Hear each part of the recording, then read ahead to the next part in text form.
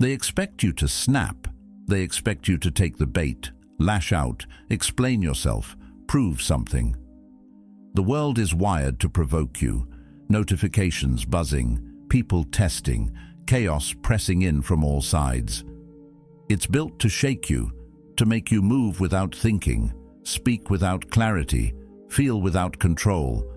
But what if you didn't? What if, in the middle of all that noise, you could just be still? Not because you don't care, but because you've trained your mind to respond instead of react. Because you've anchored yourself in something deeper than impulse. That's what Stoicism teaches us. That your power isn't in what you do when things are easy.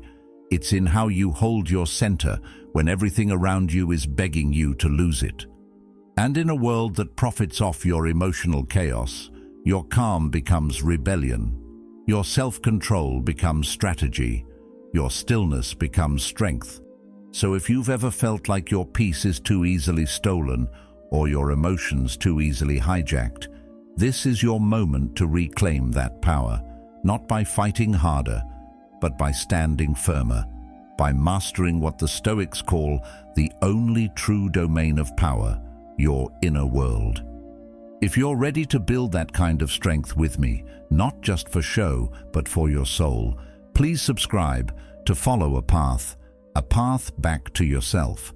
Let's walk it together. 1. Don't react on cue. There's a certain silence that unnerves people more than any scream ever could. You've probably felt it, the kind of silence that makes others shift in their seats, talk more than they should, or try harder to get under your skin. It's not emptiness, it's control. The reason some people fear your stillness is because they can't manipulate it. They don't know what you're thinking, how you'll respond, or if you'll respond at all. And that uncertainty? It exposes their need to feel dominant, to pull you into their game where they feel safe, where they know the rules. But here's the truth. Most people don't want connection when they provoke you. They want compliance. They want your energy, your time, your reaction. And the moment you give it, you hand them the script. You become a character in their scene, not yours. There's this quiet strength in pausing, not just biting your tongue, but actually seeing the situation for what it is, someone trying to pull you out of your peace. You don't need to swing back. You don't need to prove that you're smarter, wittier, or tougher. All you need is to not play. Because every time you respond out of impulse, out of that gut instinct to defend yourself, you're actually stepping into someone else's frame. You're reacting on their timeline. You're proving you can be summoned, triggered, poked into motion like a toy with buttons. And the cost: your energy, your dignity, your clarity. Calm isn't the absence of emotion, it's the presence of mastery. It means you know exactly what you feel, but you've trained yourself to decide if it needs to be expressed, and when. It's like walking through fire without letting the flames touch your skin. You feel the heat, you acknowledge it, but you don't flail. You don't let the world see you burn. You hold the line. And in that stillness, people start to see something they can't control. That's when they either respect you or reveal themselves. Either way, you win. Think about how often people throw little traps your way. The sarcasm slipped into casual conversation, the jokes that aren't really jokes, the compliments that somehow sting. These aren't accidents. They're tests. They want to know, will you flinch? Will you fight? Will you try to make them feel bad for trying to make you feel small? And most of us fall for it. We want to correct them. We want justice. But what we really want is for them to admit what they did. And that rarely happens. So instead of closure, we get frustration. Instead of clarity, we get caught. Again, Stoicism teaches us something powerful here. You are responsible for your response, not their action. That space between what they do and how you react, that's your entire kingdom, and you either guard it or you abandon it. Epictetus once said, If someone succeeds in provoking you, realize that your mind is complicit in the provocation. That hits hard, doesn't it? Because it shifts the focus from blaming them to disciplining you. It's not about letting people walk all over you. It's about choosing how and when you respond, because not every attack deserves a war. Some things aren't worth the cost of your serenity. There's a deep kind of dignity in not explaining yourself to people who are trying to misunderstand you, in not wasting your clarity on someone who's only interested in your confusion. When you stop reacting, you stop bleeding energy into every small insult or sudden mood swing that someone throws at you. You start choosing your moments, and when you speak, it actually means something, because your words aren't scattered like panic, they're placed like stone. And look, this isn't about being cold or emotionless. It's about being anchored. Calm doesn't mean you let things slide that matter. It means you decide what matters enough to break your silence. It means you can sit in discomfort without needing to lash out just to feel powerful. You can let someone else throw their tantrum, say their piece, even insult you, and still stay rooted. Because your identity isn't built on their approval, and your peace isn't borrowed from their validation. It's yours, built from the inside. You'll notice something wild when you stop reacting. People don't know what to do with it. They get louder. They get meaner. They start accusing you of being distant or fake or too calm. Why? Because your stillness highlights their chaos. Your quiet shows them how loud they really are. Your self-control reflects back their lack of it. And that mirror, it's uncomfortable, but you're not here to make others comfortable at the cost of your own integrity. This is especially true in close relationships, family, friends, even romantic ones. The people closest to you know your buttons. They know your old patterns. They expect you to react the same way you always have. So when you don't, it disorients them. And sometimes it makes them push harder. But you're not who you used to be. You're not here to prove anything anymore. You're here to live in alignment. And part of that is deciding that not every battle is worth your breath. Not every slight deserves your explanation. Some things just get a shrug and silence. This silence, though, it's not passive. It's deliberate. It's strategy. It's discipline. It's knowing that your time, your mind, and your heart are valuable, and you're not giving them away to people who haven't earned access.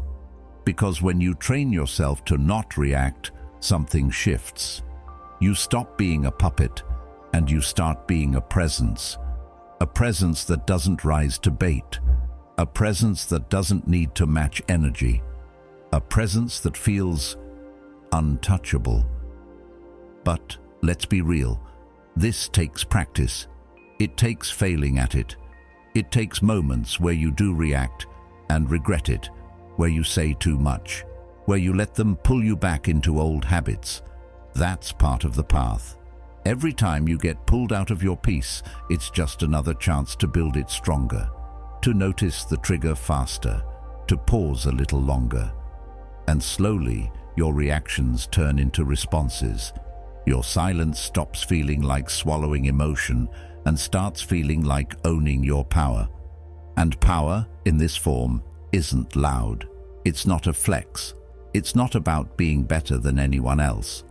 It's about being better for yourself, more stable, more focused, more at ease. Because you've stopped giving away your energy like candy at a parade. You've started conserving it for what truly deserves it. Your growth, your purpose, your peace. You've become someone who can walk into a storm and not become it. Someone who listens more than they speak. Someone who pauses, not because they're afraid, but because they're calculating. There's also a quiet compassion in this. When you stop reacting, you start seeing clearly. You realize that most people's attacks come from fear, insecurity, or pain. They're not always trying to hurt you. They're trying to manage their own chaos, and you're just in the blast radius. That doesn't make their behavior okay. but it helps you release the need to fight every time. You can step back, not just in strength, but in understanding. That's when your calm becomes wisdom. And when you hold that kind of calm consistently, people notice. Not just the ones trying to provoke you, but the ones watching you, learning from you. Your presence starts to teach others that it's possible, that maybe they don't have to lose their mind every time life presses in, that maybe stillness is an option. That's how peace spreads, not through lectures, but through example, through the silent discipline of someone who refuses to be baited, someone who knows they don't need to react on cue because they are no longer an actor in someone else's play. They are the director of their own, and that's where your power lives. 2. Let silence do the talking. There's something about silence that makes people uneasy. Not the kind of silence when you're alone in nature or curled up reading a book, but the kind that happens between people, in a conversation, in an argument, in a room full of tension where one person chooses not to speak. That kind of silence feels loud, uncomfortable, confrontational even. And that's exactly why it's so powerful. We live in a world that teaches us to fill every second, to respond instantly, to explain ourselves before anyone even asks. But what if the strongest move isn't to speak louder, but to say nothing at all? Silence unsettles people who need chaos to feel in control. Some folks rely on noise, the back and forth, the drama, the endless commentary, to feel like they're winning. Because as long as you're talking, defending, explaining, they know where you are. They can track your emotions. They can predict your next move. But when you go quiet, you become unpredictable. And that unpredictability exposes their insecurity. They start wondering what you're thinking, what you're planning, what you might say, or worse, what you won't say. It's not the absence of noise that disturbs them. It's the presence of composure. Silence is not weakness. It's not surrender. It's not avoidance. It's discipline. It's the decision to step out of the storm instead of becoming part of it. You don't need to argue to prove you're right. You don't need to interrupt to be heard. And you definitely don't need to explain your every move to people who've already made up their minds. Some things don't need clarification. Some people don't deserve an answer. Let your actions speak. Let your absence speak. Let your stillness become a message so clear it doesn't need words. When you sit in silence long enough, something fascinating begins to happen. People fill the void. They talk too much. They repeat themselves. They reveal things they didn't mean to share. That's when the mask slips. That's when their intentions, fears, and insecurities spill out. Not because you forced them to, but because your silence made them uncomfortable enough to expose what's really inside. And you just listen, you observe, you collect the truth without lifting a finger, because the person who listens sees more than the one who speaks. This idea runs deep in Stoic philosophy. Marcus Aurelius, reflecting on human behavior, once wrote, "The best answer to anger is silence." It's not just about refusing to fight. It's about refusing to lower yourself. It's about maintaining your inner order while someone else tries to throw you into disorder. Because when you stay silent, you're not just avoiding drama, you're refusing to give up your peace. And that choice, over time, becomes your reputation. People start to know you as someone who doesn't rise to petty arguments, someone who doesn't need to win the noise game to be heard. Now let's be honest, silence takes strength, especially in a world where the loudest voice often gets the most attention. When someone accuses you of something, your instinct is to defend yourself. When someone misjudges you, your first urge is to set the record straight. But here's the hard truth. Most of the time, defending yourself won't change their mind. It'll just exhaust you. And if someone's committed to misunderstanding you, no explanation will ever be enough. That's when silence becomes not just a tool, but a shield. You stop bleeding energy for people who aren't listening anyway.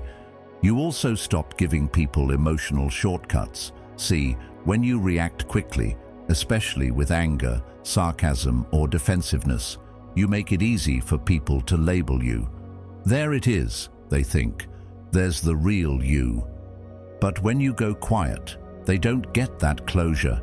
They're left wondering, and that wonder, that confusion, that's powerful because it puts you in control of the tempo. You're no longer dancing to their rhythm. They're sitting there, tapping their fingers, waiting on you. And the longer they wait, the more they reveal about their own need for control. Silence also gives you the space to reflect. Not every thought needs to be spoken. Not every feeling needs to be shared. In silence, you get clarity. You get time to figure out what's really going on. Before you say something you'll wish you could take back. Carl Jung once said, "Silence is a source of great strength." That's not a metaphor, that's a psychological truth. When you withdraw from the noise, you withdraw from manipulation, confusion, and external pressure. You return to your own center. That's where your wisdom lives. That's where you remember what actually matters and what doesn't. Think about how often we use words as armor.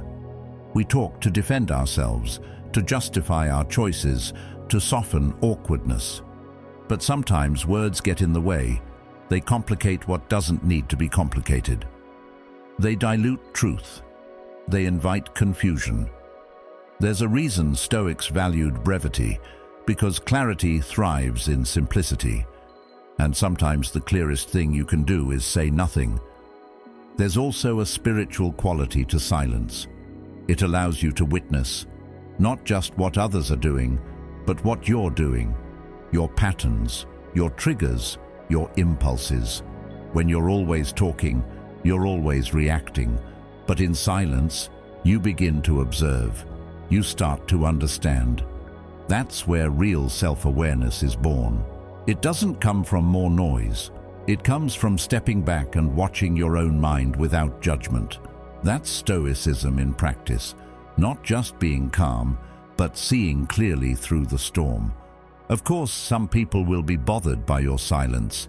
They'll accuse you of being distant, cold, rude. But that says more about their discomfort than your boundaries. Don't let guilt drag you into the noise you walked away from.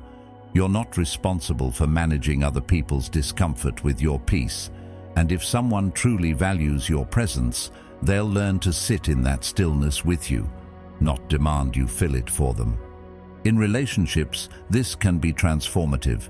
When you stop rushing to respond, when you let silence settle instead of forcing the next word, you create space for real connection, for truth, for pause. You stop reacting out of fear and start listening out of care. You stop performing and start being. That kind of presence is rare. That kind of presence is healing. There's also a tactical strength in silence. In negotiation, for example, the person who speaks less often holds more power. In confrontation, the one who stays calm usually sees the path out before the other even realizes there's a choice. In leadership, silence shows restraint, it shows control, and it earns trust because people don't follow noise. They follow direction, they follow clarity, and clarity comes from silence first. But remember, silence doesn't mean suppressing emotion. It means owning it. You can feel deeply and still choose to say nothing. That's not repression, that's mastery. And the more you practice it, the more you'll realize that silence is not empty.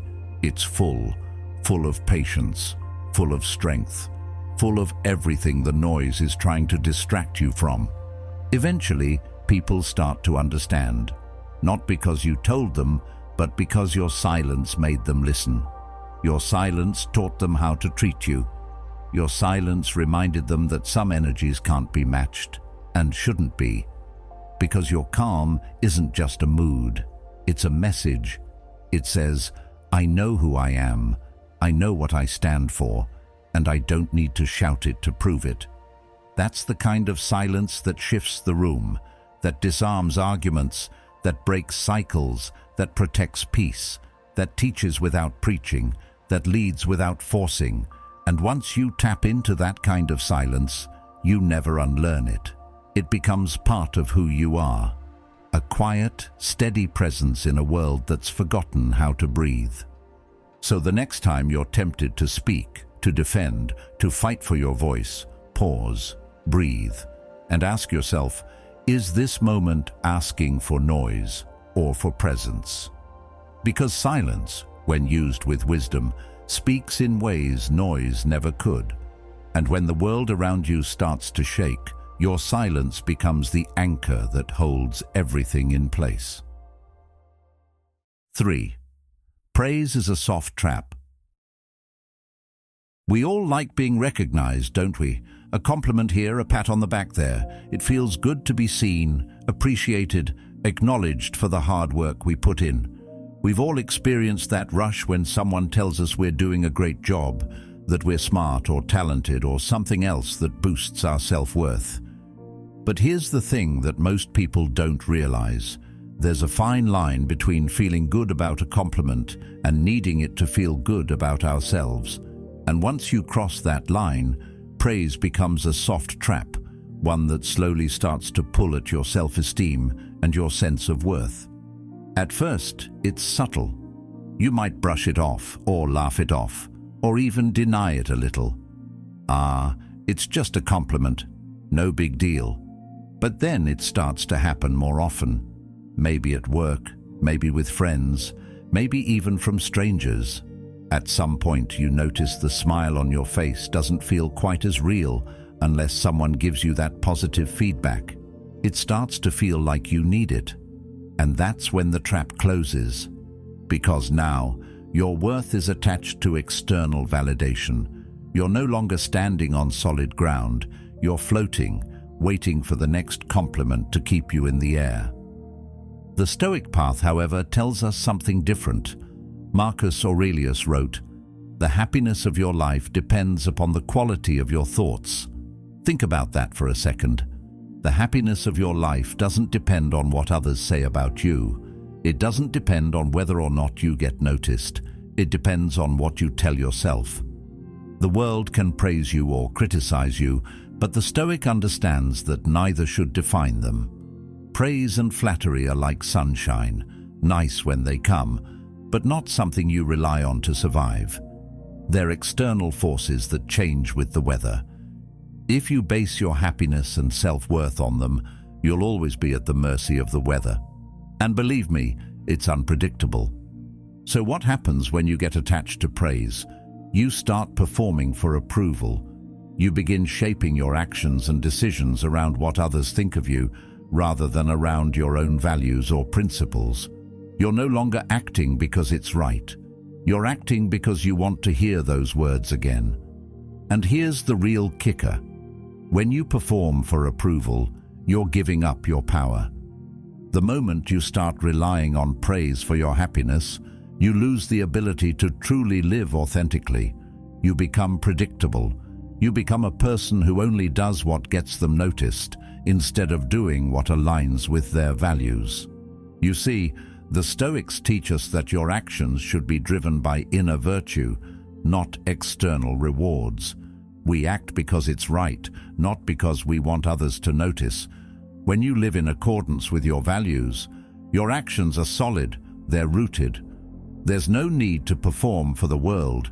You are who you are, no matter what anyone else thinks. Praise becomes something you accept, but don't cling to. You appreciate it as a reminder that you're on the right path, but you don't rely on it to guide your steps. This mindset isn't about rejecting all praise or saying you never need recognition. It's about creating a foundation so strong that no compliment, no matter how glowing, can shake your sense of self. Carl Jung spoke about this idea of inner strength when he said, "The privilege of a lifetime is to become who you truly are." To truly become who you are, you have to detach from the opinions of others. You have to let go of the need to be validated by external sources. When you stop performing for the approval of others, you open up space to actually be who you are. You become self-actualized, living from a place of internal clarity and authenticity. The people who praise you aren't the ones who determine your worth. You do. When you live from this place of self-truth, praise becomes just a fleeting moment, not a permanent fixture of your identity. But what about criticism? Well, it's much the same. If you let criticism define you, if you take it as the truth about who you are, then you've given up your control. You're letting the world dictate your emotional state. Stoicism teaches us that criticism, just like praise, is an external force. It's someone else's perspective. And if you rely on others' opinions for your self-worth, you'll always be at their mercy. Criticism, too, can't define you. It's a reflection of someone else's perspective, not your truth. The goal is to develop an inner clarity where neither praise nor criticism has the power to make you feel less than or more than you are. In this way, you begin to build true emotional resilience. Praise and criticism will always come and go, but your sense of self should be anchored in something much deeper.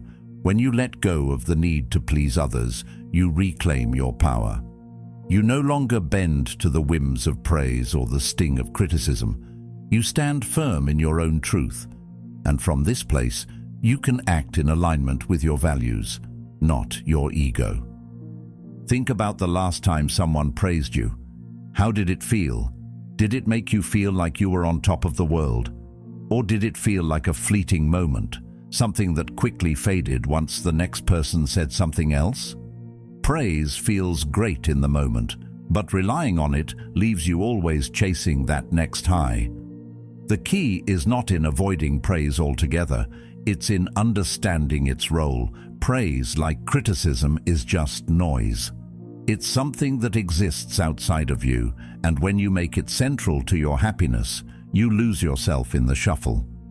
So, how do we shift? First, we have to learn how to detach from the need for approval. When someone praises you, thank them, but don't let it take root. Acknowledge it, but don't hold on to it. Let it flow through you, not into you. Recognize that your worth doesn't depend on how others see you, but on how you see yourself.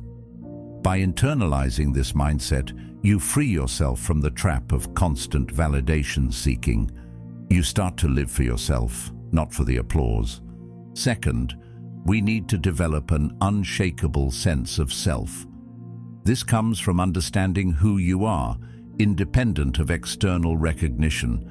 When you stop wasting your time performing for others, you create more space to live authentically. You stop getting sidetracked by the opinions of others and focus on what truly matters, living in alignment with your values. This means making decisions based on your own principles, not because you want to be liked or praised. And when criticism comes, as it inevitably will, don't be shaken by it.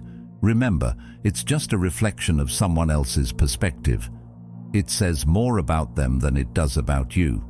You don't need to defend yourself or explain away your actions. Stay rooted in your inner clarity. When you stop trying to prove yourself to others, you stop giving them the power to diminish you. Instead, you maintain your peace. You stand firm in your own identity. As you walk this path, praise and criticism will no longer have the same power over you.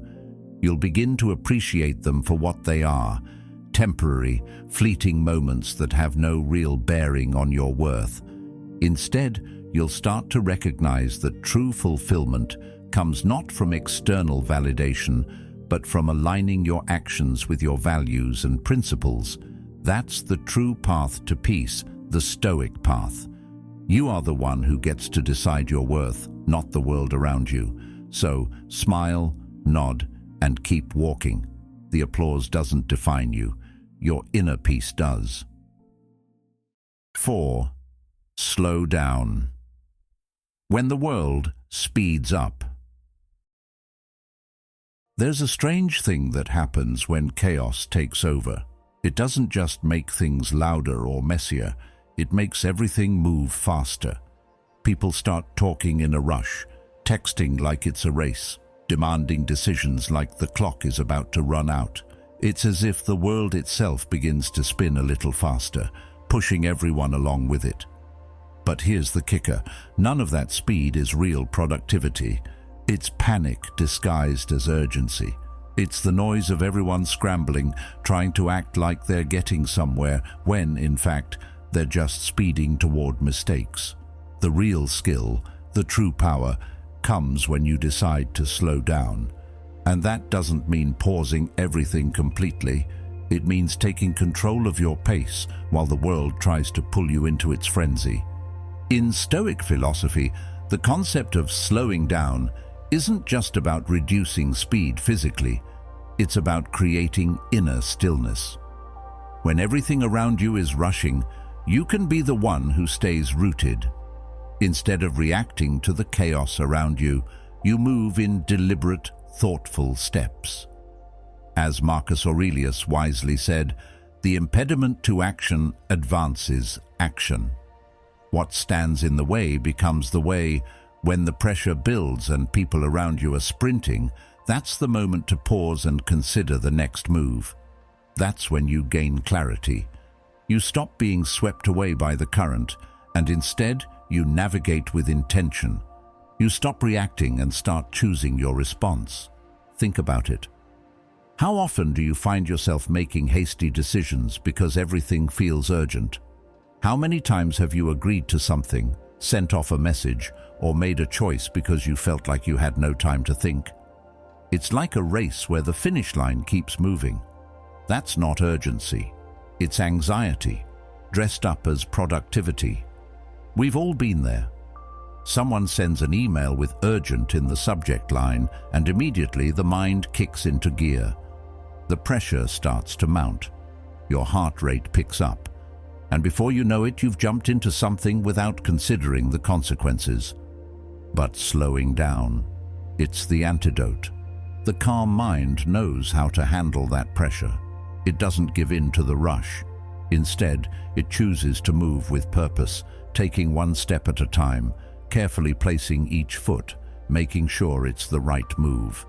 Carl Jung once said, "Hurry is not of the devil, it is the devil." Think about that for a moment. We often think that speed is synonymous with efficiency, with productivity, with getting things done.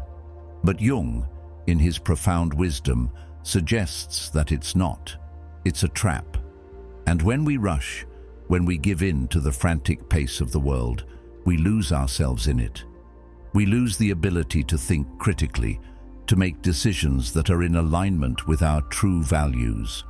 When everyone around us is racing to the finish line, we have to remember that we don't need to be in the race at all. Our power is in the decision to move with intention, not with speed. There's also something deeply powerful about seeing what others miss when you move slowly.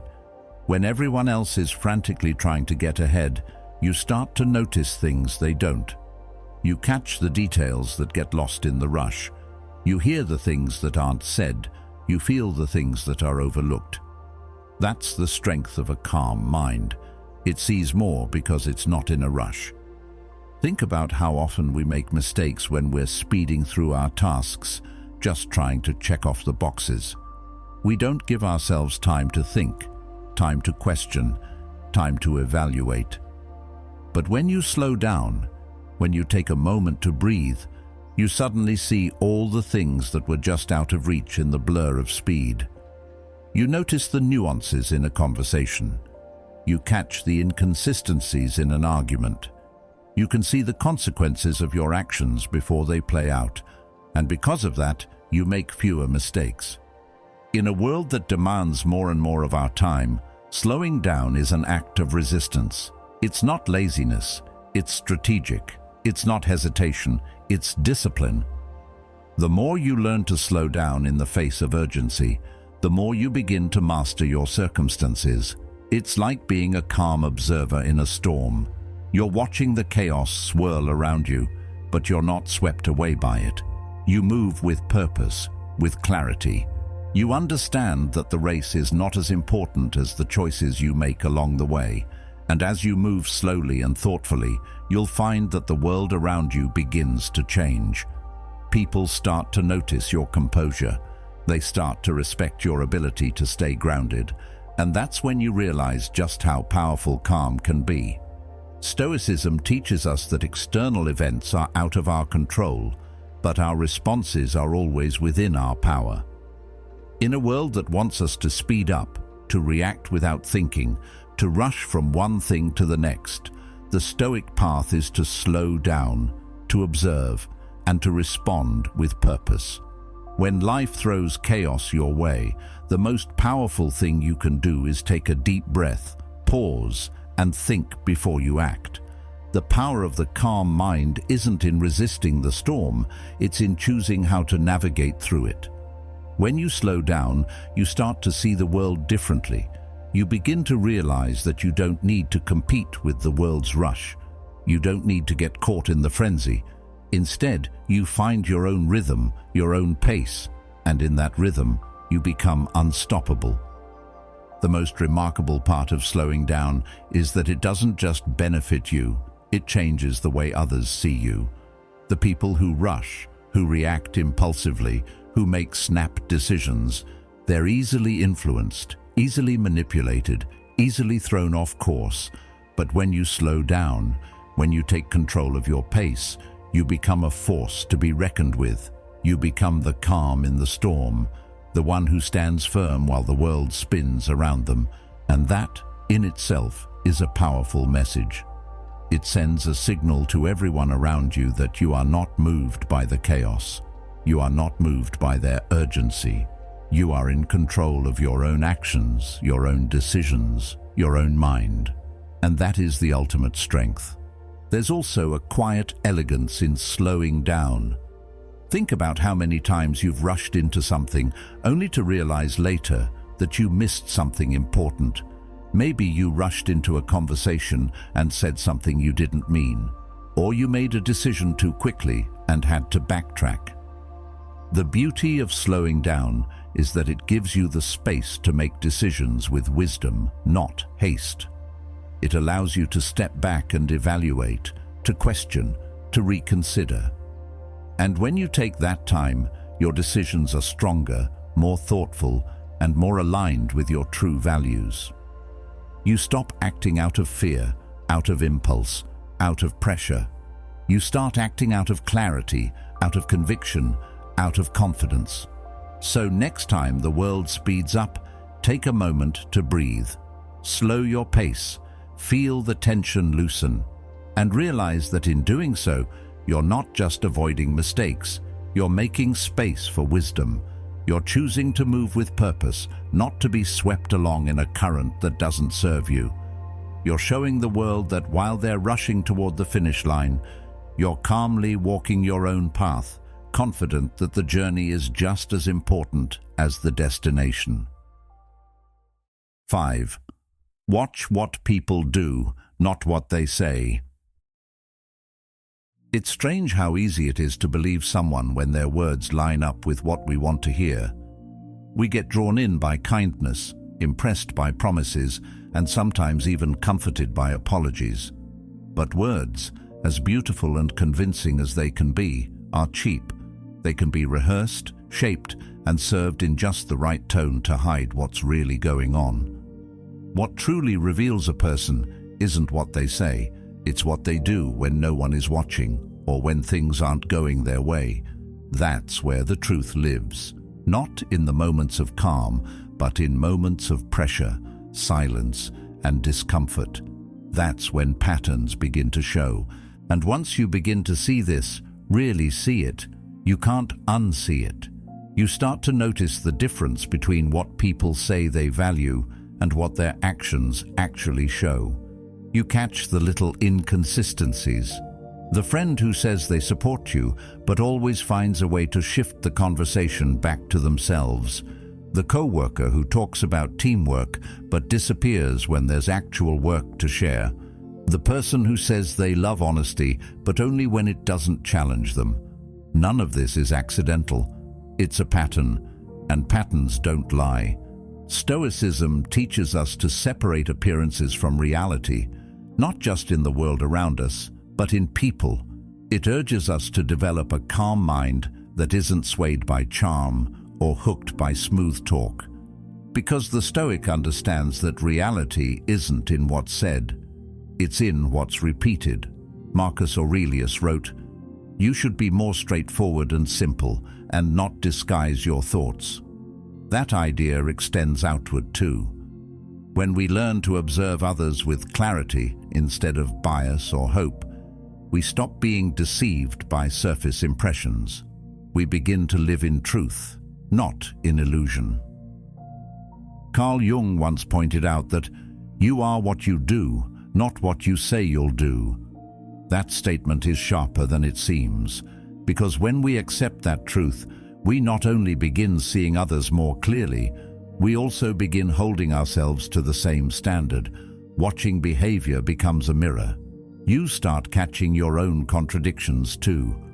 Where do your actions fall short of your words? Where have you promised more than you delivered? This isn't about judgment, it's about awareness. Awareness is what gives you the power to grow, but when it comes to others, that same awareness is what protects your peace. The mistake most people make is trying too hard to make excuses for behavior that doesn't match the talk. They're just going through something. They didn't mean it like that. They said they're trying. And while compassion matters, so does discernment. There's a difference between someone stumbling and someone showing you a pattern. And once it's a pattern, it's not confusion anymore. It's a choice. When someone repeatedly shows up late, breaks promises, dismisses your concerns, or avoids accountability, they're not making a mistake. They're making a statement. You just have to be calm enough to listen. When you detach from the emotional noise, you start collecting evidence, not to build a case, but to see clearly. The Stoic doesn't react to every word. He watches. She listens. And in doing so, she sees the whole picture. Over time, you'll learn that actions don't just show character. They are character. The way someone handles responsibility, the way they treat someone they don't need, the way they speak about people behind closed doors. These are the real indicators, not their apologies, not their affirmations, not even their reputation, because habits never lie. And here's what's wild. Once you stop being impressed by words, your relationships start to change. You become harder to manipulate, harder to deceive, not cynical, just clear, because clarity breeds calm. You no longer argue with people trying to convince you of who they are. You just watch. You don't need to call them out or prove a point. You simply adjust your expectations to match reality. That's emotional maturity. That's Stoic discipline. And the more you do it, the more you protect your peace. But it takes strength. It's easier to believe the fantasy, to keep hoping someone will change, to hang on to what they said instead of dealing with what they did. Hope can be blinding when it isn't grounded in reality. And Stoicism doesn't teach us to give up on people, but it does teach us to be honest with ourselves about who someone is, not who we wish they were, not who they say they want to become, but who they consistently show up as. There's also a freedom that comes with this shift. When you stop investing energy in analyzing every word and start focusing on what's consistent, you reclaim mental space. You stop spinning your wheels trying to decode mixed messages. You stop feeling disappointed by unmet expectations. You start to accept what's in front of you, not because it's perfect, but because it's true. And truth, even when it hurts, is always more useful than a comforting lie. Seneca reminds us that he suffers more than necessary who suffers before it is necessary. How often do we suffer emotionally because we expect someone to be what they're not? How often do we feel betrayed not because someone changed, but because we refused to see who they really were from the beginning. That kind of emotional pain is avoidable if we learn to trust patterns over promises, if we learn to stay calm long enough to observe rather than react.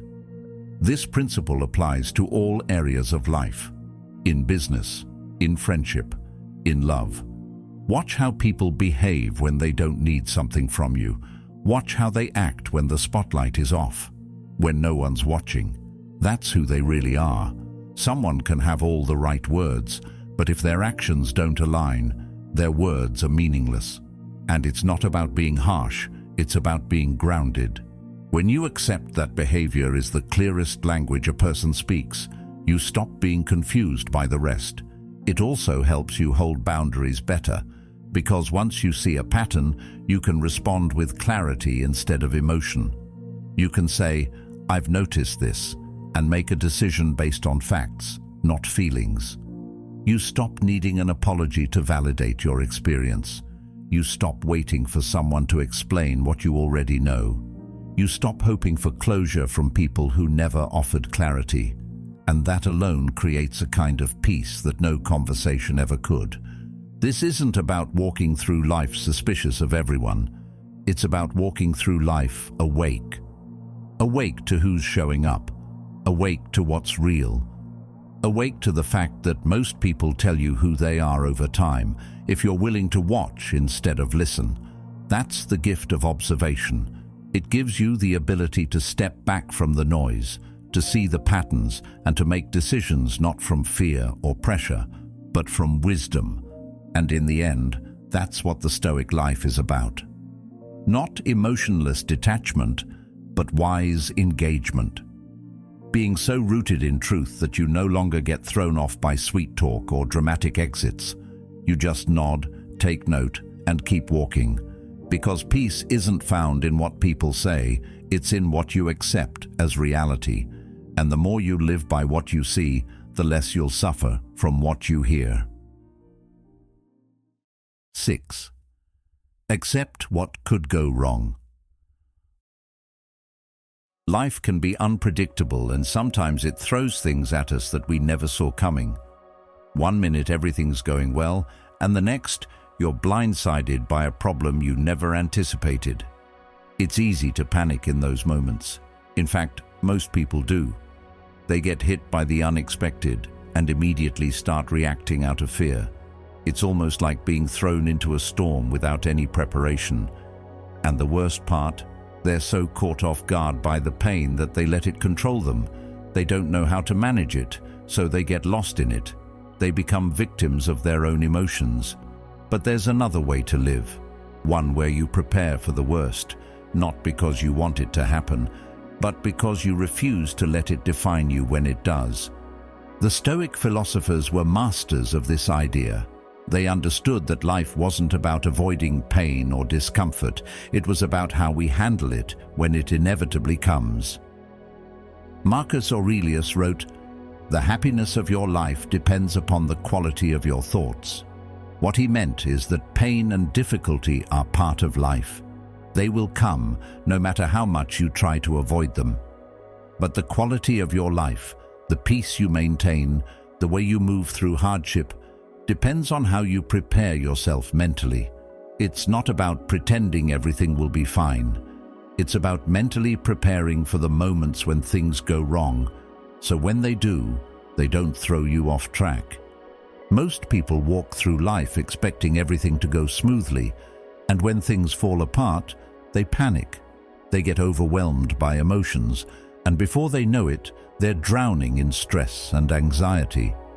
They didn't expect failure, so when it comes, it feels like the end of the world. But those who are calm in the face of hardship, those who've taken the time to mentally prepare for the worst-case scenario, are able to navigate the storm with a clear mind. They've already walked through the worst in their minds. They've faced the idea of loss, of failure, of betrayal, and they've accepted it. Not because they wanted those things to happen, but because they knew they could handle it if they did. You see, when you mentally prepare for what could go wrong, You stop being a victim of it when it happens. You can't predict every detail of your life, but you can choose how you react to it. The calmest people are the ones who've already mentally rehearsed the challenges that might come their way. They know that suffering and setbacks are inevitable parts of the human experience, and they're not afraid of them. In fact, they embrace the discomfort as part of their growth.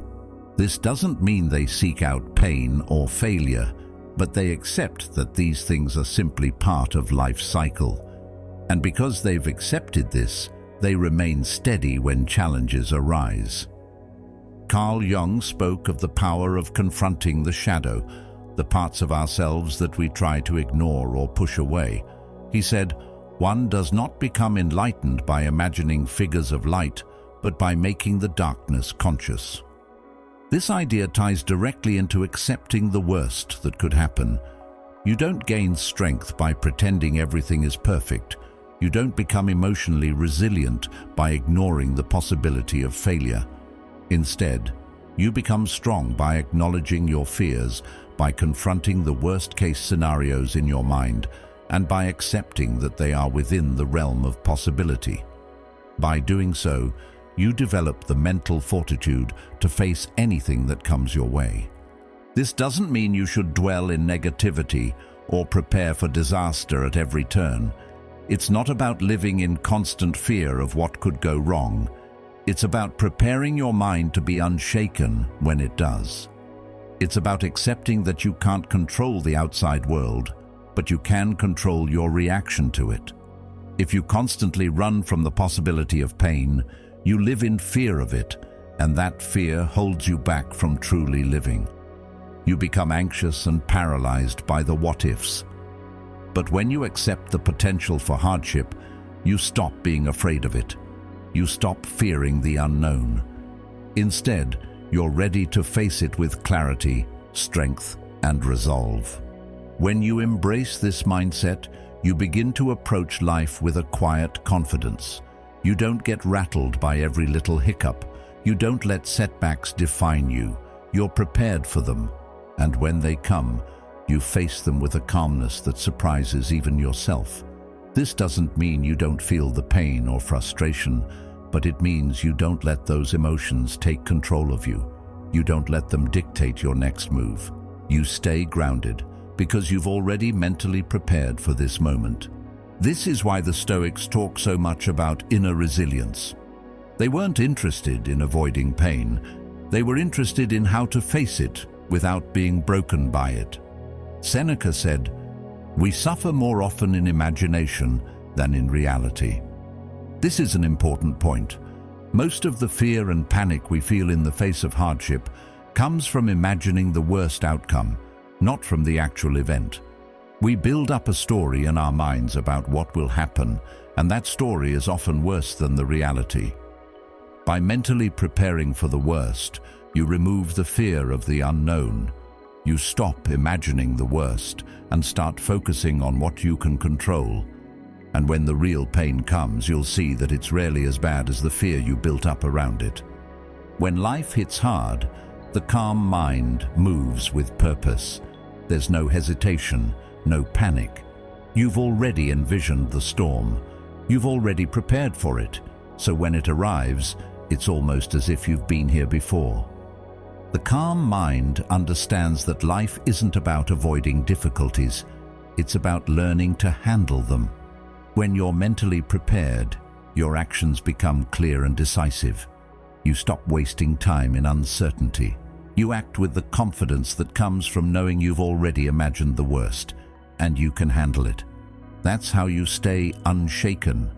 By mentally preparing for failure, loss, and pain, you free yourself from fear. You stop living in resistance to what might go wrong and start living with the knowledge that you can face anything life throws at you. You've already walked through the worst-case scenario in your mind, so when it happens, you don't flinch, you don't crumble. You simply face it with the steady resolve of someone who knows they can handle whatever comes next. Life will throw its curveballs, people will disappoint you, things will not go as planned, But if you've accepted that from the beginning, you don't have to panic when it happens. You can stay calm, collected, and ready to move forward. When you accept what could go wrong, you take the power away from fear. You stop being controlled by the fear of the unknown and start living with the confidence that you can handle whatever comes your way. This is the essence of Stoic resilience, not avoiding hardship, but facing it with grace, wisdom, and the quiet strength that comes from knowing you are ready for whatever life may bring. 7. Hide your hunger. There's something almost intoxicating about announcing your goals. You feel that rush of excitement as you share your ambitions with others, the pride that comes with speaking your dreams into existence. But here's the thing most people don't realize. When you shout your goals from the rooftops, you're often distracting yourself from the real work.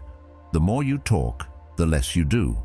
The more you announce your plans, the more you invite external pressure and expectations into the mix. You let the noise of others' opinions get in the way of your focus. In a world that constantly demands validation, there's power in staying silent, power in letting your results speak for themselves. In Stoic philosophy, there's a concept that is crucial to understanding why this works. The idea that your worth is not determined by others' approval. Marcus Aurelius, in his Meditations, reflected deeply on the dangers of seeking external validation. He said, "Don't hanker after what you don't have, but think of the things you do have, which millions of people would envy." This idea speaks directly to the heart of ambition. So often we get caught up in the idea that success is defined by others seeing our effort, by them acknowledging our journey. But real Stoic ambition isn't about impressing others. It's about staying focused on the work itself. It's about finding value in what you're building, not in how it looks to others. Think about the times when you've been overly vocal about your goals. At first it feels good, right? People nod their heads, they congratulate you, and maybe they even offer their advice. But here's the catch. The moment you announce your hunger, you invite distraction. People start questioning you. They become invested in your journey, offering unsolicited feedback, or even worse, waiting for you to fail. They start tracking your progress, waiting for that moment when you slip. Why? Because they don't know the real effort behind your goals. They don't see the sweat, the late nights, the sacrifices. They only see the shiny announcement you made. And in that space, you start measuring your progress by their standards instead of your own. The Stoic path tells us to avoid that trap. Don't seek validation from others. Don't get distracted by the applause or the criticism. Instead, stay focused on the journey itself. Work in silence. Move forward with discipline and steady effort, and let your results do the talking. This doesn't mean you never share your vision with anyone. It means that you understand that the real work, the part that matters most, is done quietly. The true power of ambition lies in consistency and discipline, not in shouting your intentions to the world. What if part of becoming who you truly are is recognizing that you don't need to broadcast every step of your journey to feel validated? What if you could take that energy, the excitement of sharing your goals, and direct it inward instead? What if your energy could be spent creating instead of talking about what you want to create? When you stop announcing your hunger for success and start working quietly toward it, you begin to embody that success long before the world notices. You grow into it. And when the world finally catches up, the results will speak for themselves. It's not about pretending to be indifferent. It's about removing the need to constantly prove yourself. That hunger you feel for success doesn't need to be broadcasted. It doesn't need to be validated by likes, shares, or comments. It just needs to be nurtured through consistent action.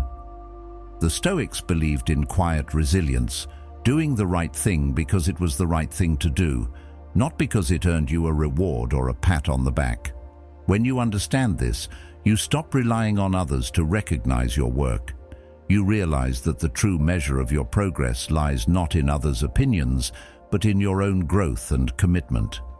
When you don't announce your goals, people around you begin to misunderstand you. They might mistake your silence for indifference or a lack of ambition. But this is where the magic happens. The moment people think you're indifferent is the moment they let their guard down. They stop measuring you, stop waiting for you to prove something. They no longer scrutinize your every move. And that's when you can get ahead. Not by loudly declaring your intentions, but by letting your actions speak louder than words ever could. Imagine for a moment that you're working on something big, something that will take months, maybe years to achieve. Now, picture yourself telling everyone about it. You'll be met with excitement at first, but soon the comments start coming in. Some people will cheer you on, while others will throw their doubts your way. People will start expecting results right away, and the pressure builds. And what happens? You start working toward their expectations instead of your own. You become distracted by their opinions, by their approval, or worse, by their doubt. But what if you kept that hunger to yourself? What if you worked diligently, quietly, without seeking permission or validation? Your progress becomes your own, and in time, when the results are undeniable, the world will recognize your effort. Stoicism teaches us that the path to true success isn't in seeking praise or avoiding criticism, but in accepting both without letting them control you. A person on the Stoic path works not for accolades, but for the intrinsic satisfaction of doing the work. When your ambition is aligned with your values, you don't need to announce it. You simply pursue it with purpose. Your focus stays inward, your discipline strengthens, and your work becomes the reflection of who you are, not who you want others to think you are. The temptation to seek praise is real. It feels good to hear that people see your potential, but remember this: when you perform for applause, you are no longer performing for yourself. You're performing for others' expectations, and that changes everything. When you silence the need to be praised, when you focus solely on the work and let the results speak for themselves, you find a deeper, more lasting satisfaction. Your hunger for success becomes internalized. It's not about being seen, it's about becoming who you are meant to be. Seneca once wrote, "It is not that we have a short time to live, but that we waste a lot of it." This speaks directly to our tendency to waste time seeking external validation.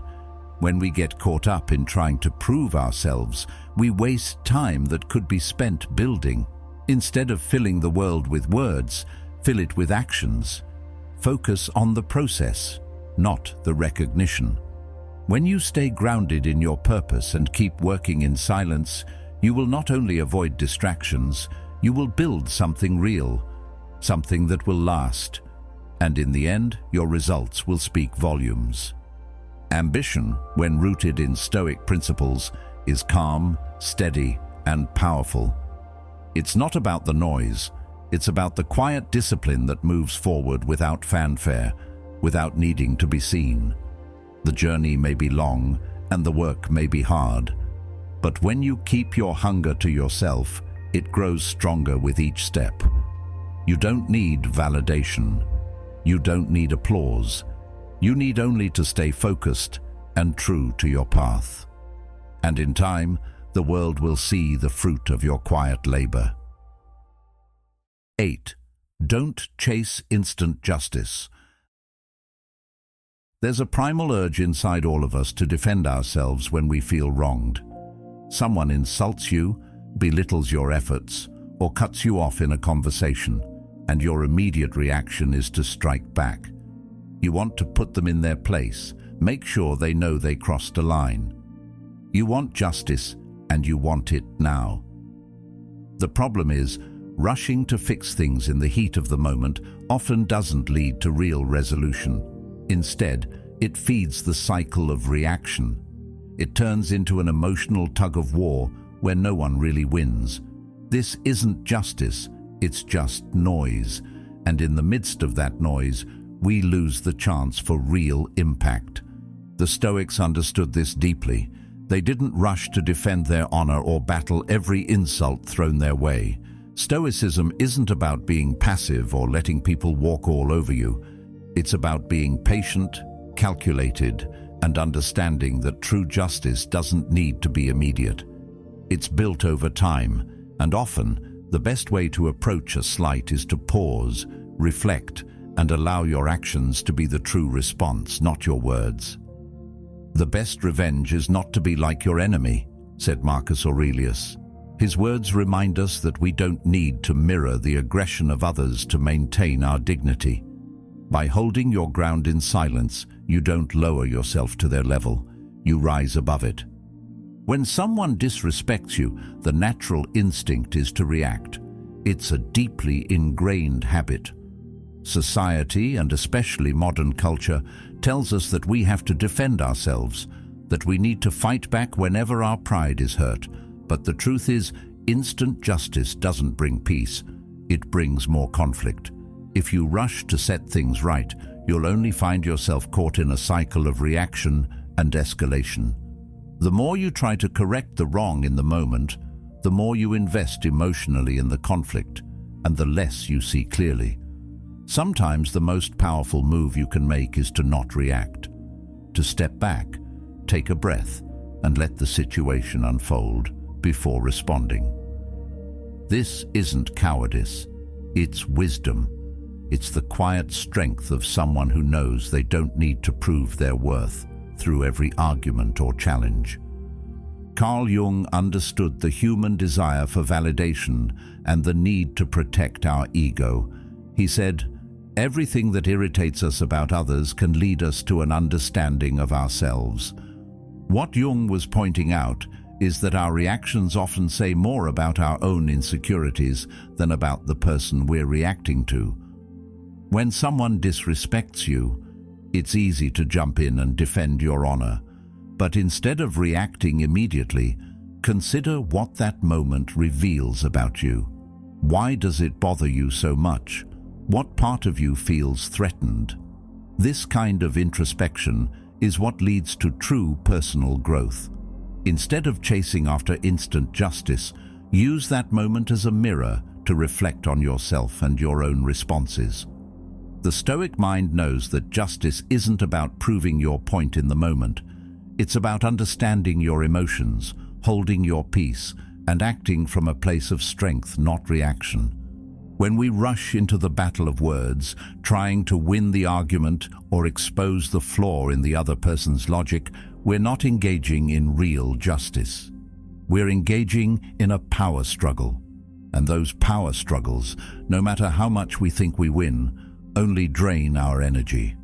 True justice, the Stoic version of it, is quiet. It's thoughtful. It's not about making a point, but about making a lasting impact. It's about having the clarity to wait for the right moment and then acting with precision, not emotion. When you remain calm and composed in the face of disrespect, you gain more than the temporary satisfaction of proving a point.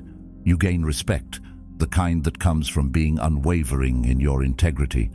Think about how often we let our emotions drive us to act in ways that don't serve us. You get into an argument, and before you know it, you've said things you didn't mean.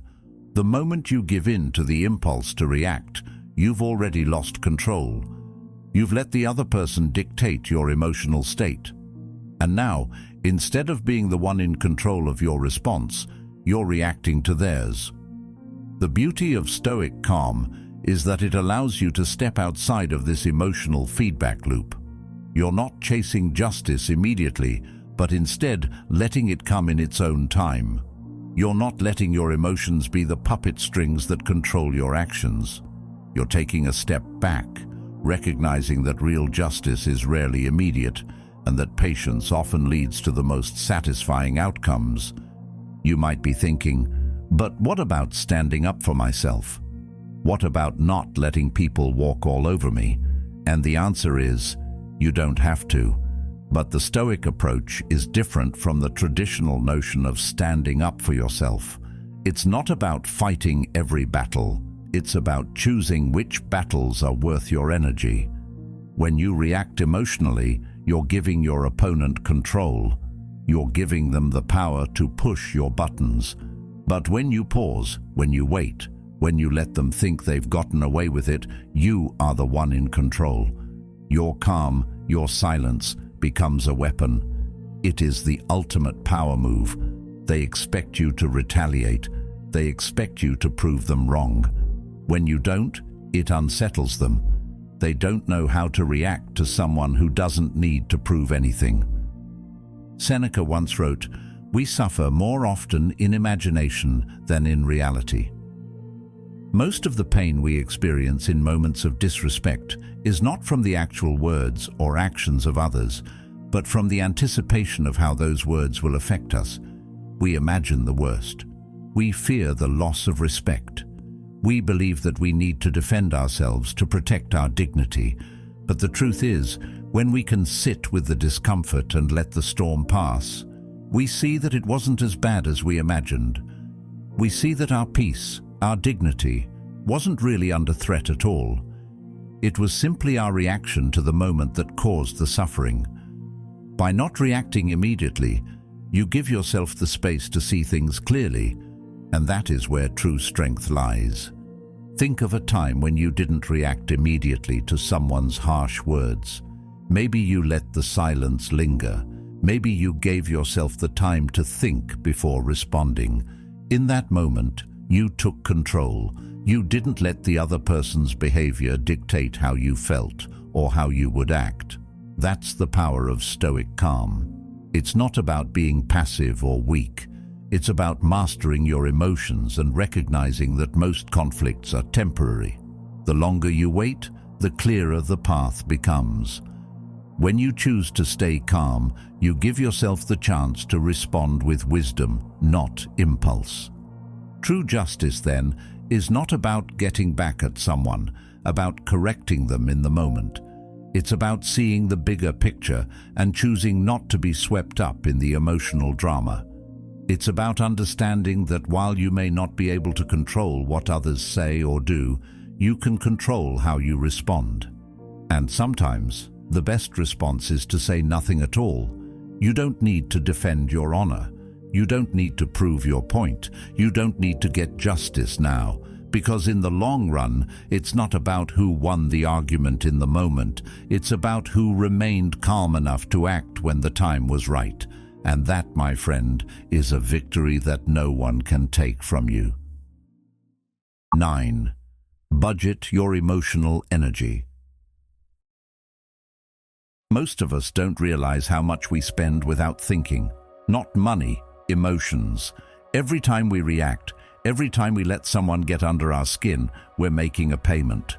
Maybe not in dollars, but in something far more valuable. Our energy, our focus, our peace of mind. The truth is, your emotional energy is a limited resource. You wake up with a certain amount each day, and how you spend it determines everything. Who you give your attention to, what you allow to drain you, what you choose to let slide, and what you fight for. But if you're not aware of your emotional spending, you'll end up exhausted, frustrated, and wondering where your peace went. It starts small. Someone cuts you off in traffic, and you carry the irritation for hours. A passive-aggressive comment at work lingers in your head all day. You replay an argument in your mind 10 different ways, rehearsing what you should have said. None of these things are life-threatening. None of them are emergencies, but they drain you. And the worst part? Most of the time, the other person has already moved on. You're the one still paying for it. That's the trap. You hand over your emotional paycheck to people who didn't earn it and don't deserve it. And at the end of the day, you're left with nothing but fatigue and regret. Stoicism gives us a way out of this cycle.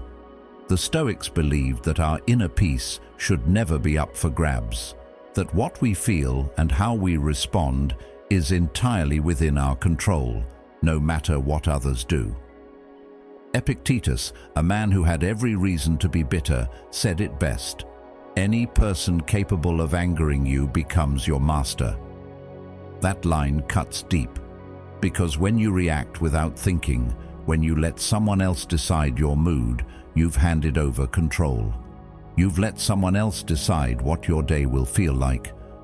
But the Stoic path isn't about being emotionless.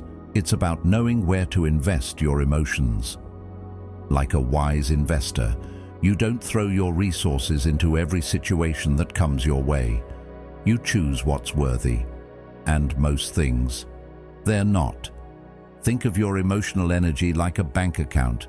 Every time you argue with someone who just wants to argue, you're making a withdrawal.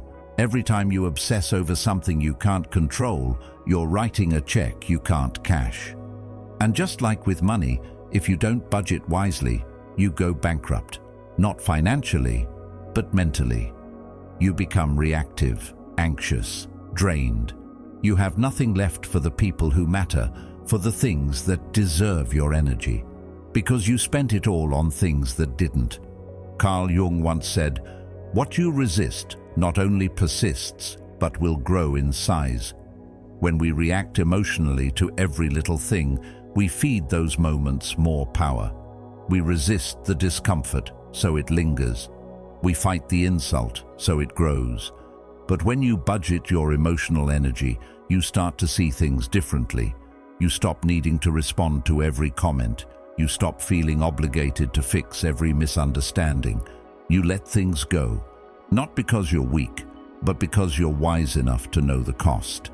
And the cost is real. Every reaction has a price tag. Time you'll never get back. Focus that could have gone into your work. Patience that could have been used on your family. Sleep that could have restored you. When you blow up over something trivial, you're not just losing your temper, you're spending your peace. And for what? To prove a point? To win a debate that won't matter in a week? The more you ask yourself, is this worth the expense? The clearer your decisions become. You start walking away from things not because you're avoiding them, but because you've already done the math. That's what calm really is. It's emotional wealth. It's what you carry with you when you don't spend your reactions on things that don't matter. It's not about being numb or indifferent. It's about valuing your peace so much that you protect it fiercely. You wouldn't give your last dollar to someone who insults you, so why give them your inner peace? Why let their behavior bankrupt your day?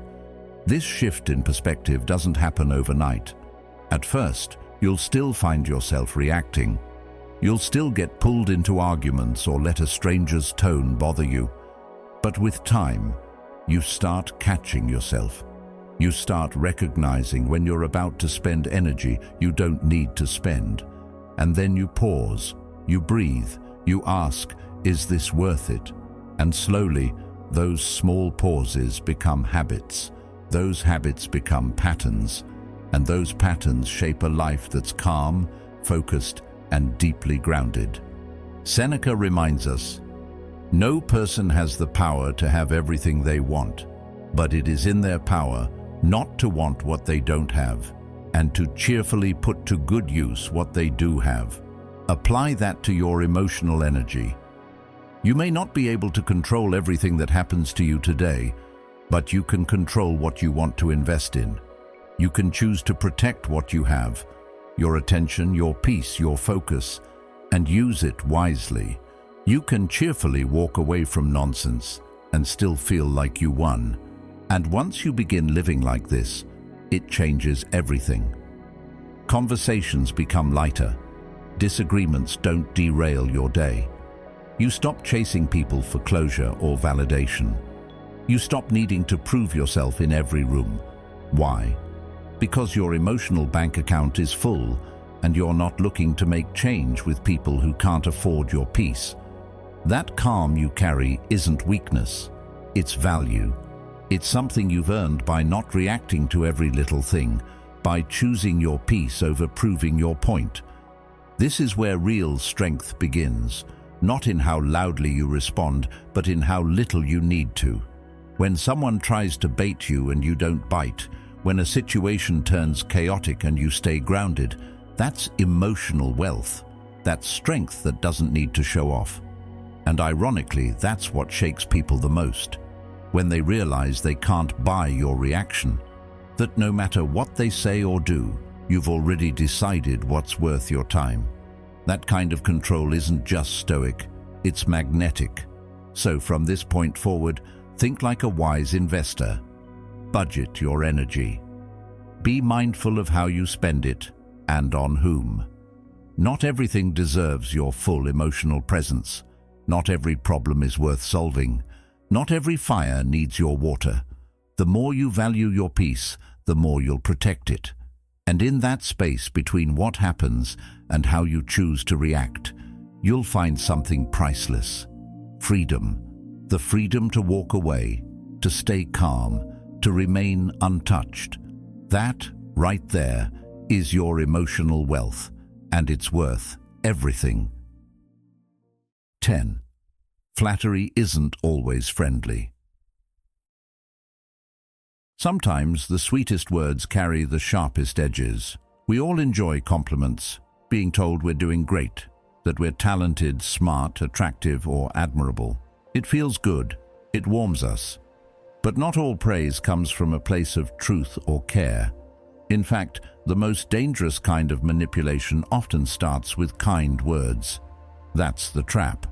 Because when you're not paying attention, flattery can become a tool used to disarm you, to lower your guard, to shift your awareness away from what's really going on. It doesn't always come with bad intentions, but that's precisely why it works so well. Praise makes us comfortable, and when we're comfortable, we stop asking questions. The Stoics teach us to be cautious, not just with criticism, but also with compliments, because both have the power to shift our internal state, if we let them.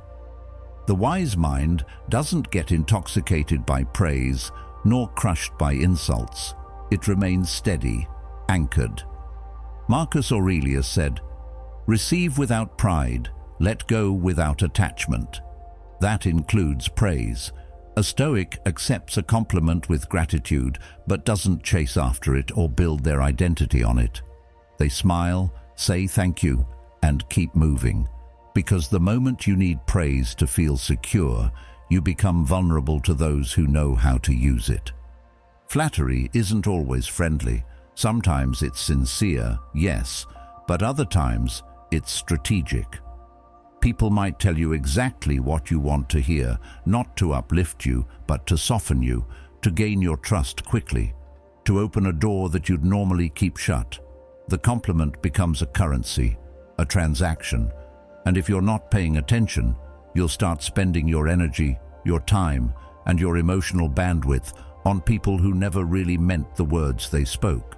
It's not paranoia. It's awareness. And awareness is what allows you to remain sharp, even when things feel sweet. Carl Jung believed that what we choose to ignore often has the most control over us. He wrote, "Until you make the unconscious conscious, it will direct your life and you will call it fate." That applies here too. If you accept all praise at face value, if you never pause to ask, why now? What's behind this? You risk becoming someone who's easily steered by others' words. You won't even realize it's happening. You'll start shifting your tone, your actions, your goals, just to keep the praise coming. And when it stops, you'll feel lost. That's not sovereignty, that's dependency. The point isn't to reject compliments or live in constant suspicion. The point is to receive them with clarity, to be aware of how praise influences your state of mind, your ego, your decisions, to recognize that not everyone praising you is trying to help you. Some are trying to get something from you. Some are praising you so you won't notice the subtle manipulation that comes next. That's why calm is so important. A calm mind doesn't react immediately. It takes a breath, listens and thinks. It doesn't jump into trust. It observes. It reads the tone behind the words. It notices the context, the timing, the motive. Calm gives you space to ask, what's this compliment really doing here?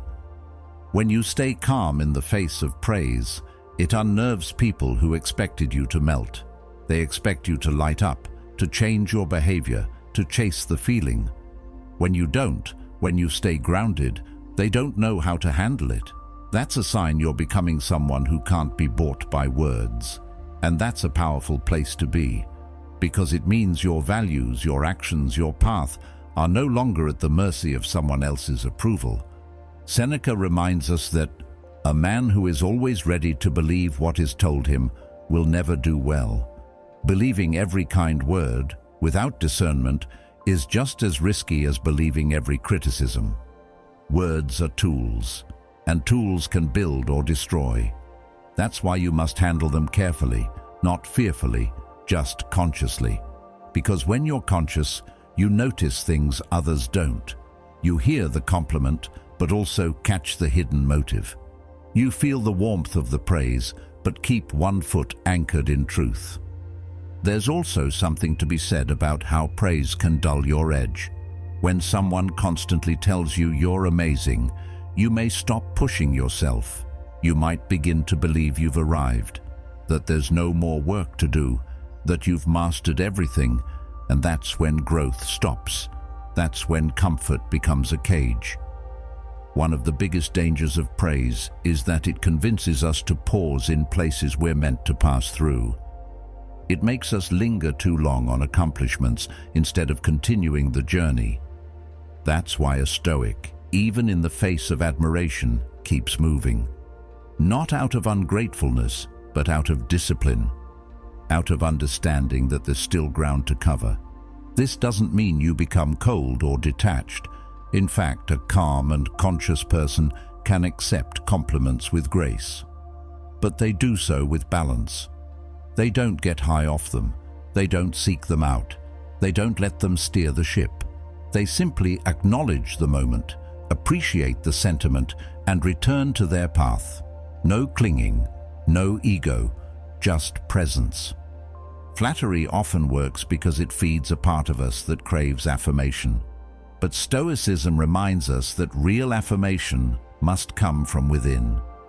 That you must know who you are, not because others told you, but because you did the work to find out. Because you sat with your flaws, faced your weaknesses, and built your character from the inside out. When you know who you are, flattery can't control you. You can appreciate it without depending on it. You can hear it without needing it. In everyday life, this shows up in the smallest ways. Someone at work flatters you right before asking for a favor. A new acquaintance praises your values, but then slowly begins to challenge your boundaries. A person you barely know showers you with admiration, only to later reveal they need your support for something. The pattern isn't always obvious, but once you start paying attention, it becomes clear. And the calm mind, the grounded mind, the stoic mind, it sees it before it spreads. That's why stillness is a shield. It allows you to hear the compliment without letting it sneak past your guard.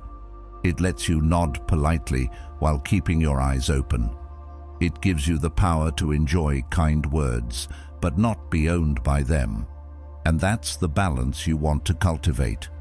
Praise doesn't need to be feared, but it does need to be filtered.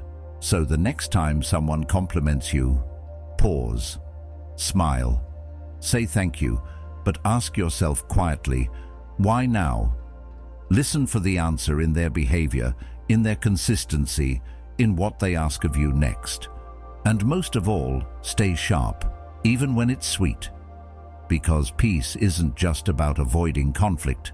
It's about navigating kindness with the same clarity you'd use in chaos. That's calm. That's discipline.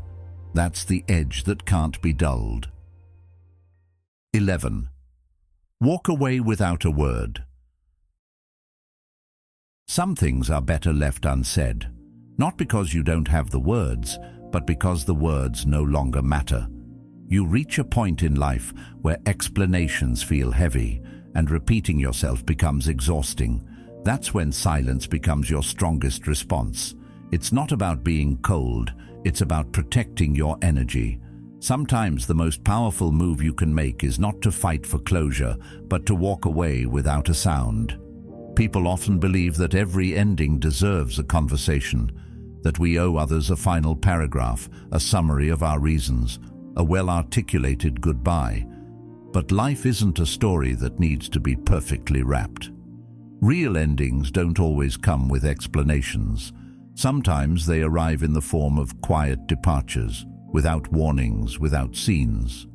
And that silence, it often echoes louder than any argument ever could. Stoicism reminds us to focus on what's within our control and to release what isn't. You can't control how someone receives your absence.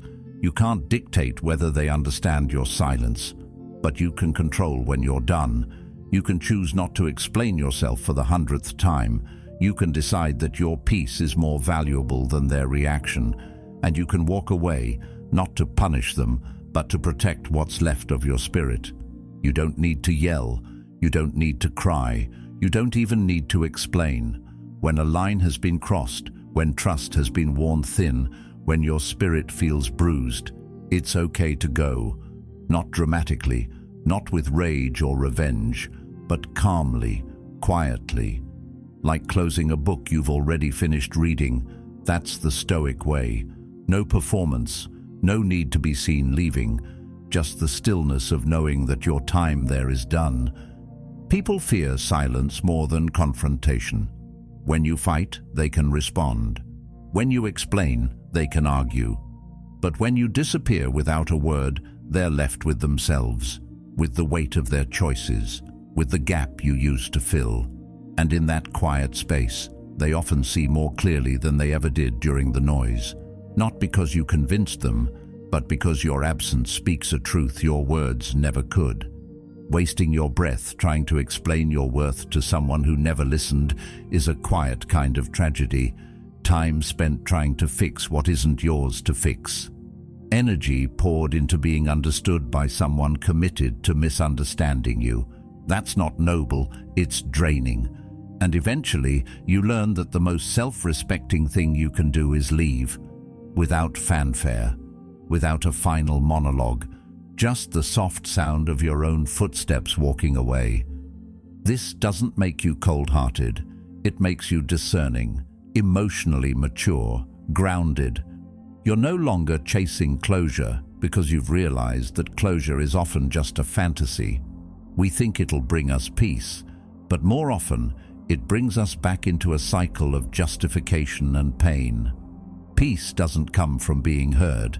It comes from letting go. It comes from saying, "This no longer serves me," and honoring that statement with your actions, not your arguments. You'll notice over time that the people who truly respected you won't need an explanation, and the ones who disrespected you won't deserve one. That's the paradox. The ones who pushed you away will demand reasons, but the truth is, they already know them. They just didn't think the consequences would be silence. They expected chaos, drama, emotion. When they get calm instead, it unsettles them. Because calm is a language they don't speak. They don't know how to respond to a door that closed without sound. Walking away doesn't mean you don't care. It means you care enough about yourself not to stay where you aren't valued. It means you've chosen self-respect over self-sacrifice. And when you do that, you stop waiting for others to see your worth. You see it, and that's enough. Epictetus taught, "Freedom is the only worthy goal in life. It is won by disregarding things that lie beyond our control, and there's a deep kind of freedom in walking away. You release yourself from expectations, from explanations, from cycles. You reclaim your time, your energy, your dignity, not with noise, but with a single quiet decision. There will be moments when you'll be tempted to return, to say just one more thing, to make them understand, to respond to the message, to answer the call. But when that urge rises, remind yourself of why you left. of how many times you explained yourself, of how little those words ever changed the situation. Remind yourself that silence is also a form of strength. Let them wonder. Let them sit with the space you left behind. Let your absence be a mirror reflecting back their actions, not out of cruelty, but out of clarity. Because sometimes the most loving thing you can do, for yourself and for them, is to walk away without a word. No revenge, no guilt, no bitterness, just peace. Aristotle once said, "Knowing yourself is the beginning of all wisdom." And walking away often teaches you more about yourself than staying ever could. It shows you what you will and won't tolerate, what you value, what you've outgrown. It sharpens your instincts, strengthens your voice, even in silence. You become less reactive, less desperate for validation, more anchored in your own center. People might say you're cold, that you should have stayed, that you should have tried harder. But only you know what it cost to remain silent in pain. Only you know what it felt like to keep giving to something that never gave back. And only you can decide when enough is truly enough. So next time someone crosses a line, don't look for the right words. Don't waste your breath trying to tie it up with logic or grace. Just go. Don't slam the door.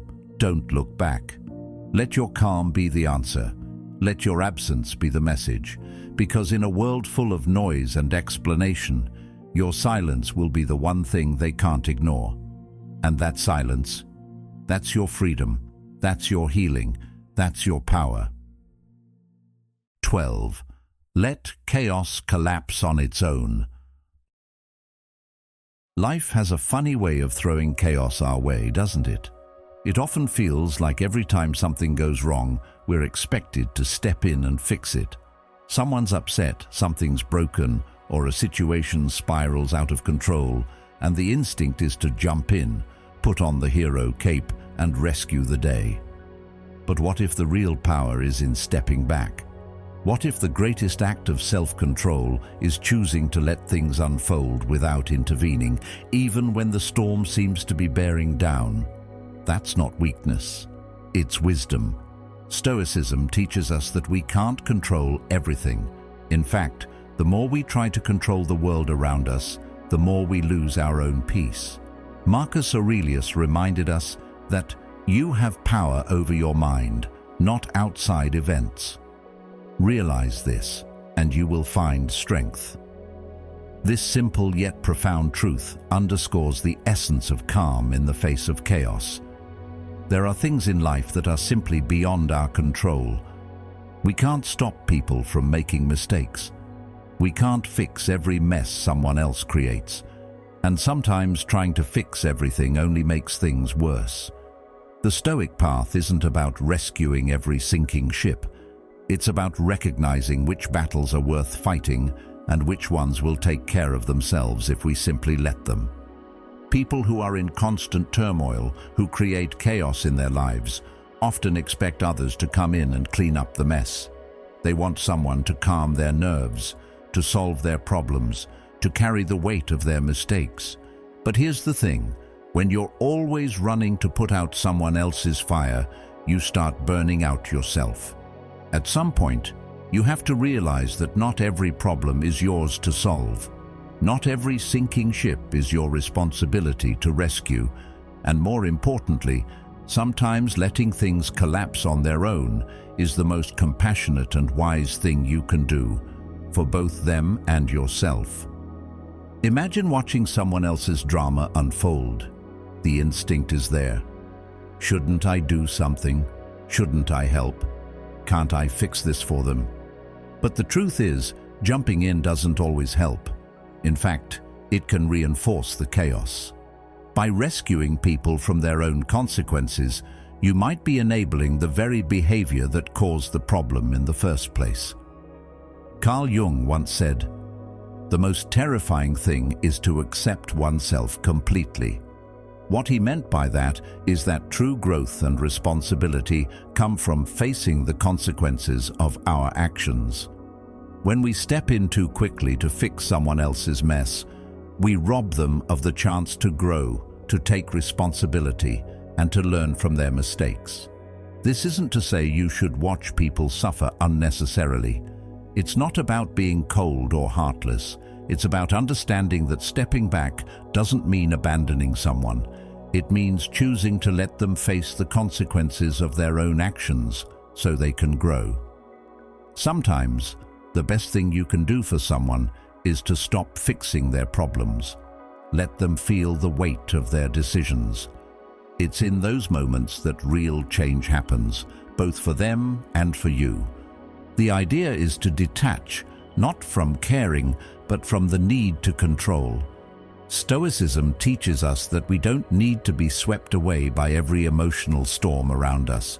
We don't need to react to every crisis that arises. Instead, we can observe from a place of calm, seeing the situation for what it is, not for what we wish it could be. That detachment isn't coldness, it's clarity. It's the ability to see the fire burning without rushing into it to put it out. The Stoic remains composed even in chaos because they understand that their peace is their responsibility.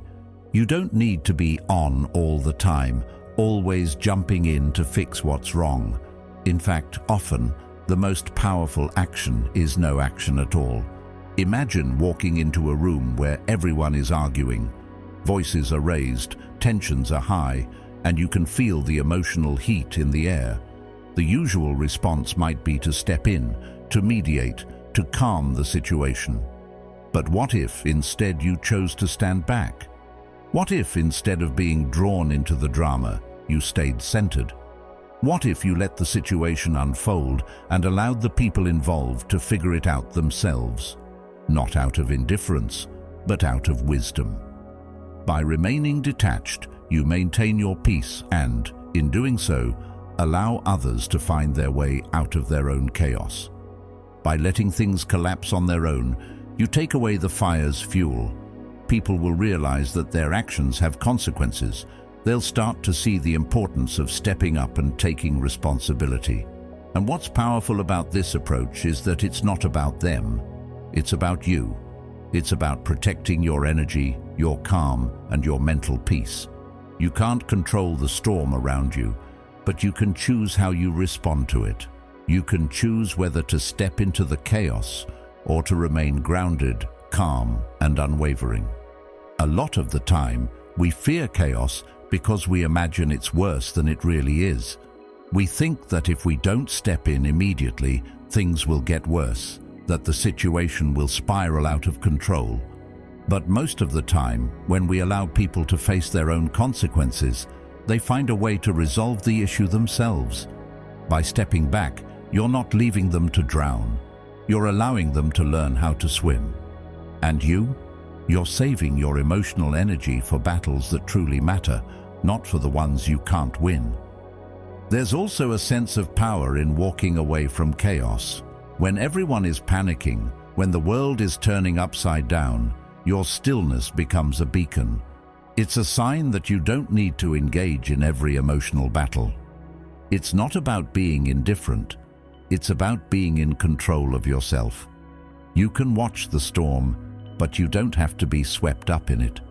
And the more you practice this, the stronger your emotional resilience becomes.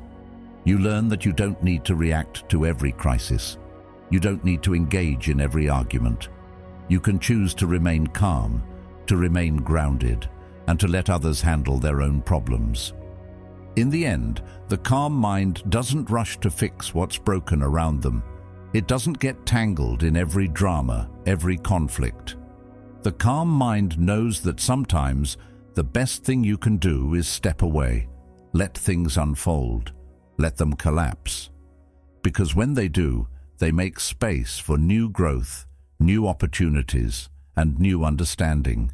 And in that space, you remain intact, unaffected by the chaos, and ready to move forward with clarity. The next time you're faced with a situation where you feel compelled to act, ask yourself, is this mine to fix? If the answer is no, then step back.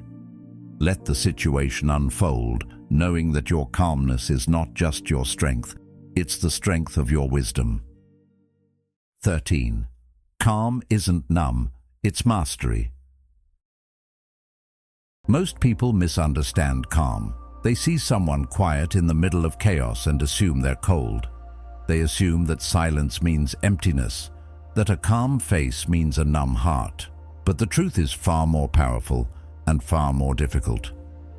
Real calm isn't the absence of feeling, it's the presence of control. It's not that you don't feel, it's that you feel deeply and choose, deliberately, not to let those emotions run your life. You sit with them, you hold them, you examine them, and then, like a craftsman, you shape them into something useful. Think of an artist with a block of marble. The marble is emotion, raw, heavy, unformed. And calm is the chisel. Without control, emotion just stays a block. It weighs you down. It confuses you. But when you bring steady hands to that marble, you start to shape something meaningful. You don't strike wildly. You don't rush. You take your time. You carve with intention. That's what emotional mastery looks like. Not suppression, not avoidance. Mastery. Knowing what you feel and deciding how you act in response to it. There's a common belief that the only way to prove you care is to react, to shout when you're angry, to cry when you're sad, to storm out when you're frustrated. But reacting isn't proof of depth. It's often just proof of lack of discipline. It's easy to react. It takes nothing but impulse. What takes strength is the pause, the space between emotion and action. That moment where you breathe and ask yourself, is this who I want to be right now?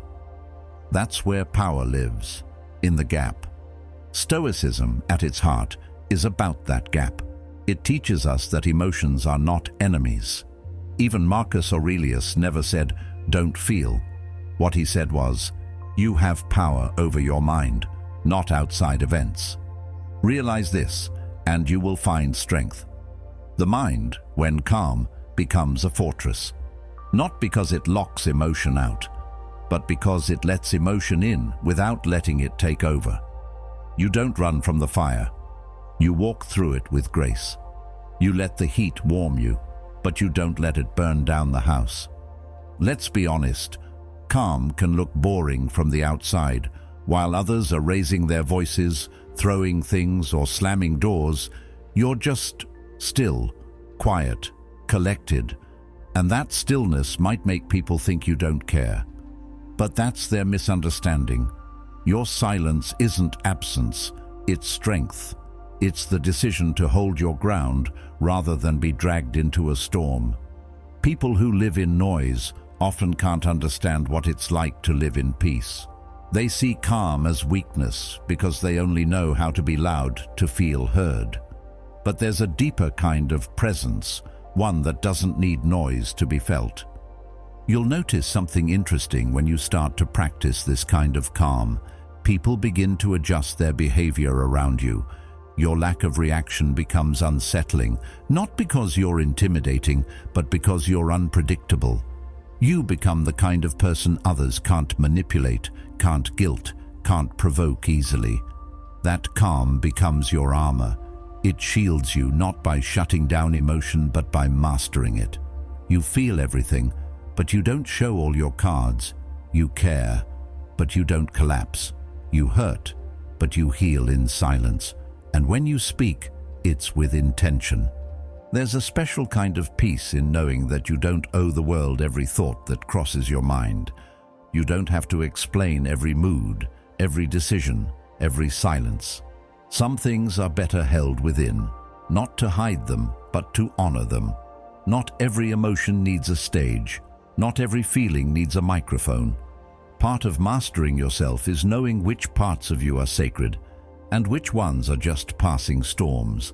The calm person doesn't perform their pain, they process it, and in doing so, they transform it. Seneca once wrote, "He who is brave is free." But bravery isn't always loud. Sometimes it's the quiet act of not reacting, of sitting with discomfort instead of pushing it away, of saying, "I see this pain, I acknowledge it, but I don't serve it. That kind of bravery doesn't earn applause, but it earns inner peace. It earns respect from yourself and, over time, from others who begin to realize how rare that strength really is. There's also something deeply liberating about not being ruled by your moods. To wake up and say, whatever happens today, I will remain centered. That doesn't mean you won't be shaken, but it means you'll return to yourself faster. You won't spiral every time something unexpected happens. You won't chase validation every time you feel uncertain. You'll become your own anchor. And that kind of self-possession, where your peace isn't dependent on the world, is rare. It's rare because it's earned, day by day, thought by thought. It's important to remember that calm doesn't mean you're done growing. It means you're growing differently. You're not growing through chaos anymore. You're growing through reflection, through deliberate action, through quiet resistance. The Stoics believed in progress, but not at the cost of peace. You don't need to break yourself to become someone new. You can change from a place of strength, and that strength is built in stillness. When someone tries to provoke you and you don't respond, that's mastery. When someone questions your path and you stay true to it, that's mastery. When life throws something painful your way and you absorb it without losing yourself, that's mastery. It's not numbness, it's sovereignty. You are not reactive, you are responsive. You move with thought, with clarity, with dignity, and that's a kind of power no one can take from you. In a world that glorifies reaction, staying calm is a rebellion. In a world that wants you to prove yourself constantly, choosing stillness is a declaration, not of weakness, but of self-respect. It's saying, I am not here to be controlled by your chaos. It's saying, I choose my peace over your noise. That's not apathy, that's alignment. So the next time someone questions your silence or mistakes your calm for disinterest, smile gently. Let them think what they want. You're not here to be understood by everyone. You're here to understand yourself. You're not here to react to every ripple. You're here to master the waves. And every time you choose calm over chaos, silence over noise, patience over impulse, you step deeper into your own power. And that's not numbness. That's the highest form of mastery. Remember, true strength lies in the ability to stay calm, no matter the storm. It's not about never feeling. It's about choosing how to respond. So, the next time life tests you, embrace the silence, control your reaction, and move forward with purpose. Thank you for being part of Stoic Journal. If you found this video helpful, make sure to check out the next one on the screen. Keep mastering yourself.